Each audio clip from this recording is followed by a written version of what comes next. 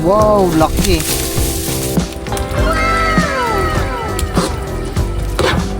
Ayan po. Salamat po. Ay, hawakan. Kamuti.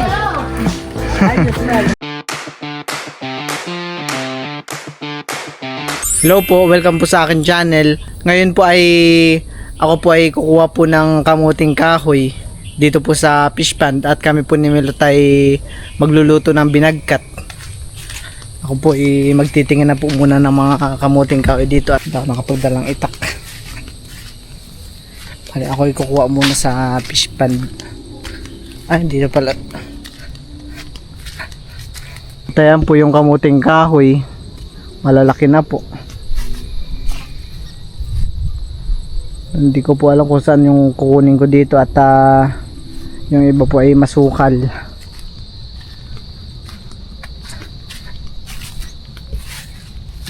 Ayun. Ako po muna pala kukuha ng kutsilyo doon sa fish pond. Meron po ako nakitang barak dito. Ayun po ang barak.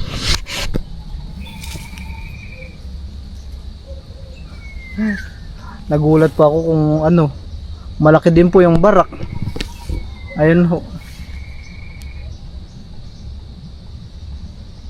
Maliit po.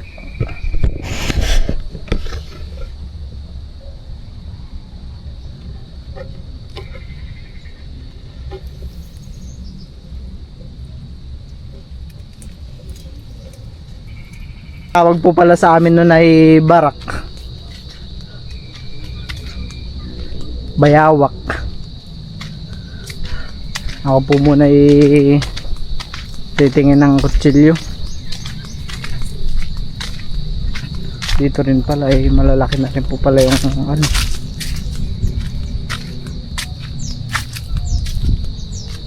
kamote. Susubukan ko po itong bunutin kung mabunot po. At pagka ito po ay nabunot natin ay titignan, ibabaon po ulit natin yung laman.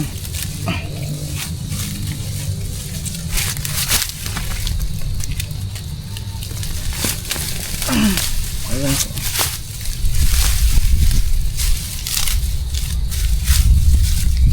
Oh, malaki. Wow, laki. Ito po yung kamote niya.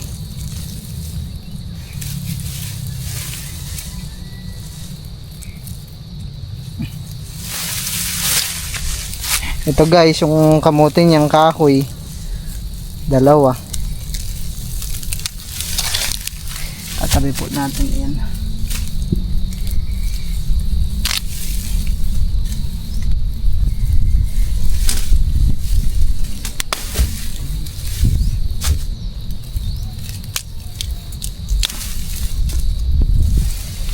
At ito pong tangkay ay ating ibabaon po ulit ito.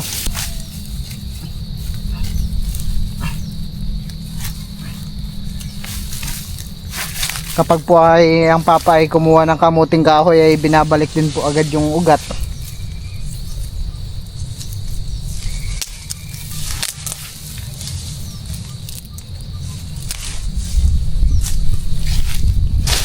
Itutusok lang po.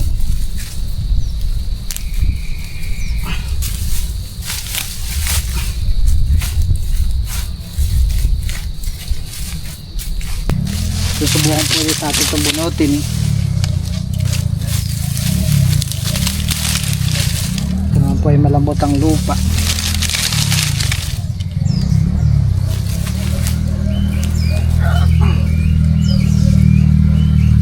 Baka maputol.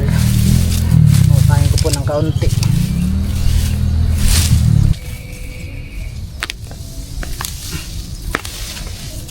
Nabali ah.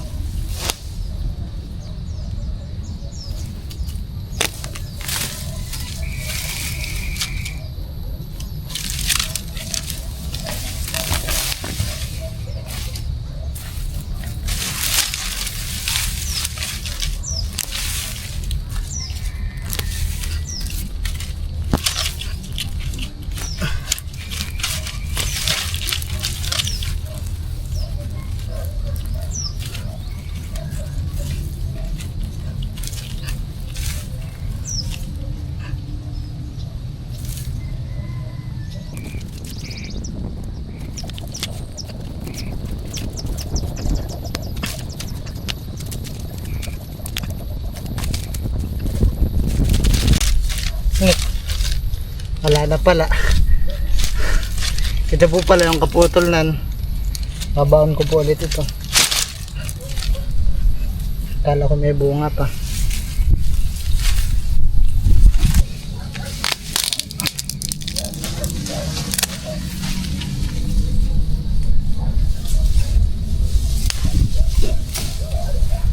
Bale, itatanim po ulit natin yung tangkay para po tumubo ulit.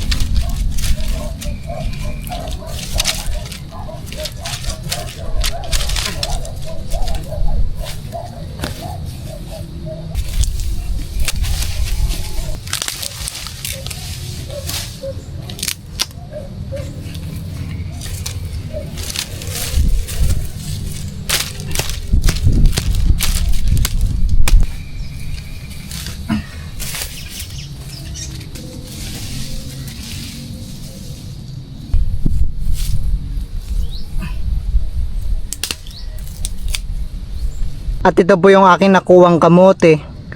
At po, ito po ay okay na. Bali ito po pala ang kamote na to ay 2 puno lang ho. Madami-dami po. Mahigit 1 kilo lang ho. Ayan po at babalatan na po natin itong nakuha nating mga kamuting kahoy. Oh, malambot. Galing balatan. Malambot.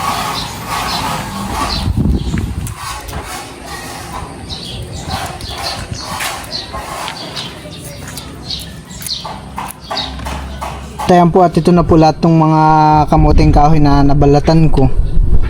At ito po yung aking nahugasan na. Uulitin ko lang po ulit yung paghugas para malinis po. Dito ko na po yung hugasan sa labas.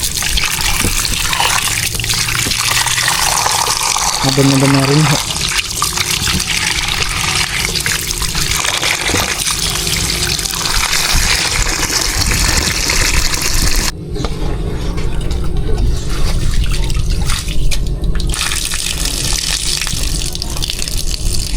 Ayan po at tinutulungan na po ako ni Milot sa pagtitilad ng kamuting kahoy. Exercise ka pa ngayon? Magbablog pa nga tayo ay. Magbablog pa din ako. Parang skip ka muna ng 1 day, han eh.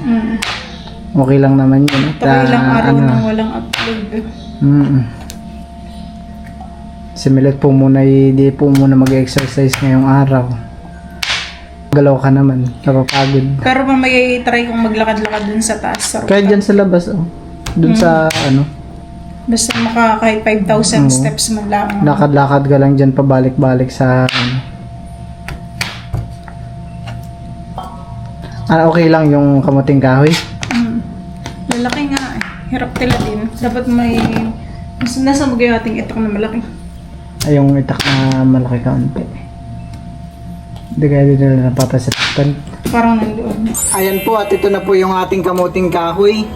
Ito po yung nilagyan ko na po ng margarine. At saka nilagyan ko na rin po ng pangalawang gata. Ako na po muna ang magbabantay po na itong niluluto po ni Val. Dahil ginagala po niya si Teo. Nagigising lang po ay gusto pong lumabas. Ito po ilalagyan lang po natin ng asukal.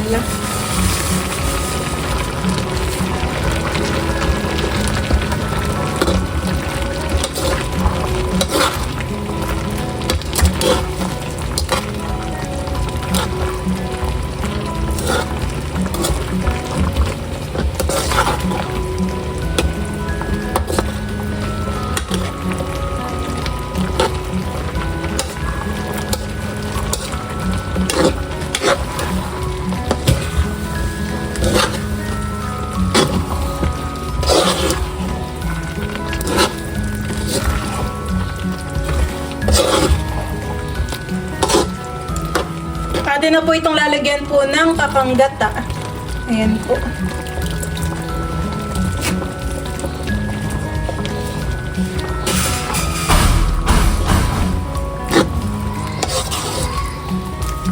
Si Teo may lakas.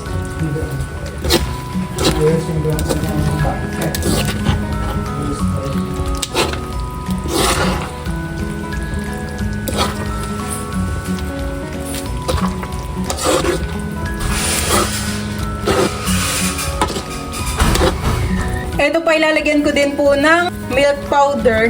2 sachet po yung aking ilalagay.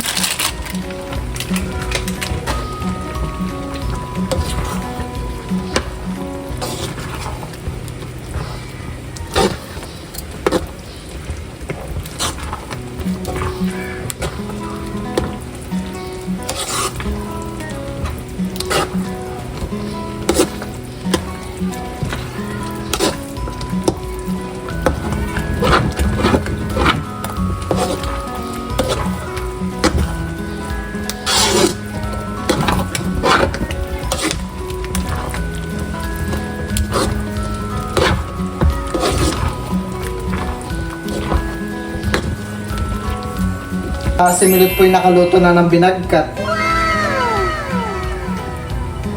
Oh, lalagyan na po natin yung mga mangkok ng mga kapitbahay. At mamimigay po tayo sa kapitbahay pang merienda.